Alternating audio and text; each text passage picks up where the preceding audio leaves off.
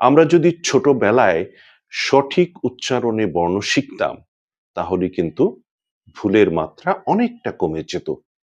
তো আজকে আমি চ বর্ণ দিয়ে কিছু শব্দ বলবো, যাতে করে আপনাদের উচ্চারণগুলো সঠিক হতে পারে। দেশের অনেক এলাকায় চকে স বলা হয়। চকে স বলা হয়। তারা চা খান, বাজার থেকে চাল কেনেন, আবার মাঝে মধ্যে চালাকি করেন। এই হচ্ছে সমস্যা। কাজেই চ দিয়ে যত শব্দ আছে, সবই কিন্তু তাদের ভুল হবে। এমনটি করা চলবে না। তো আজকে আমি কিছু শব্দ বলছি। আসলে এগুলো বারবার করে প্র্যাকটিস করতে হয়, চর্চা করতে হয়। তাহলে কোনো উচ্চারণই আর আয়ত্তের বাইরে থাকে না।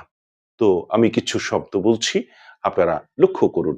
যেমন ধরুন, চা, চাল, চালা, চালাক, চালক, চোর, চুরি, চলাচল, চরাচর, চালিত, চতুর্দিক, চঞ্চল, চঞ্চু, চালাচালি, চলমান, চশমা, চরিত্র, চিরদিন, চিহ্নিত, চিন্তিত, চৌচির, চাষাবাদ, চিত্রকলা, চিরায়ত, চাহিদা, চিরতরে, চিৎকার, চিকিৎসা, চলিষ্ণু, চতুর, চক্রাকার, চামেলি,